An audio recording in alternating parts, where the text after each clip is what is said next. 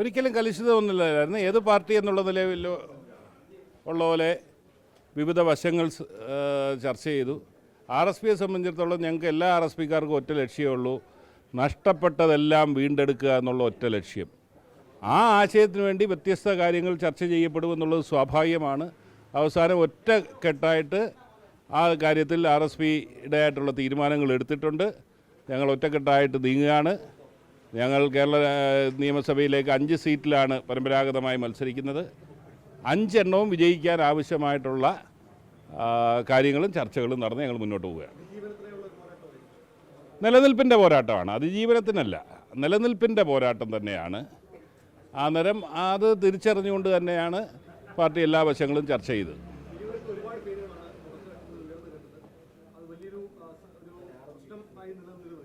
അല്ല, ഒരു ജനാധിപത്യ പ്രക്രിയയുടെ ഭാഗമായി ചില ചർച്ചകൾ നടന്നു, പേരുകൾ നിർദ്ദേശിക്കപ്പെട്ടു. ആ പേരുകളെല്ലാം പരിശോധിച്ചുകൊണ്ട് അവസാനമായി RSP ചില തീരുമാനങ്ങൾ എടുത്തിട്ടുണ്ട്. അത് ഞങ്ങൾ ഇന്നിപ്പോൾ പ്രഖ്യാപിക്കുന്നില്ല. അത് UDF ലീഡർഷിപ്പുമായിട്ട് ചർച്ച ചെയ്തിട്ട് അവരുടെ പ്രഖ്യാപനത്തിനോടൊപ്പം RSPയുടെ സ്ഥാനാർത്ഥികളെ പ്രഖ്യാപിക്കുന്നതായിരിക്കും.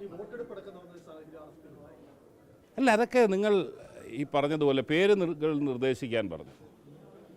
അന്നേരം ഓരോ മണ്ഡല കമ്മിറ്റി അംഗത്തിൻ്റെ അടുത്ത് പേര് പറയാൻ പറഞ്ഞു. ഒരു കാരണവശാലും അവിടെ ഒരു വോട്ടെടുപ്പ് പാടില്ല എന്നുള്ള നിർദ്ദേശം തന്നെയാണ് പറഞ്ഞത്. നിങ്ങൾ പേരുകൾ നിർദ്ദേശിച്ച് മുകളിലേക്ക് അയക്കാനാണ് പറഞ്ഞത്. അതിൻ്റെ ഭാഗമായി പലരും പല അഭിപ്രായ വ്യത്യാസം. ഇപ്പം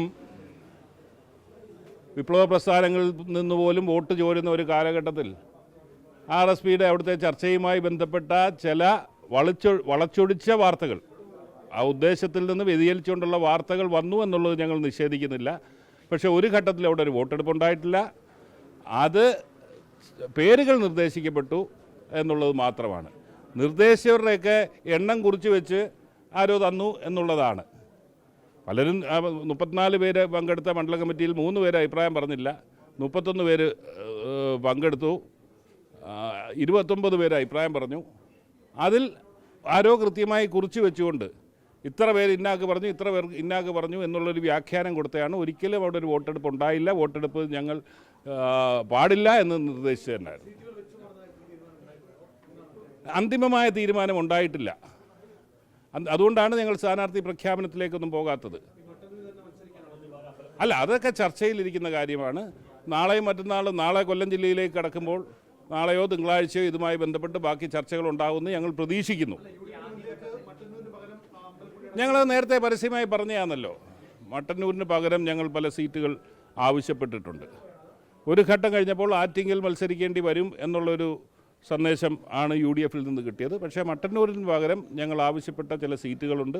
അതിന്മേൽ അന്തിമമായ തീരുമാനം ഉണ്ടായിട്ടില്ല.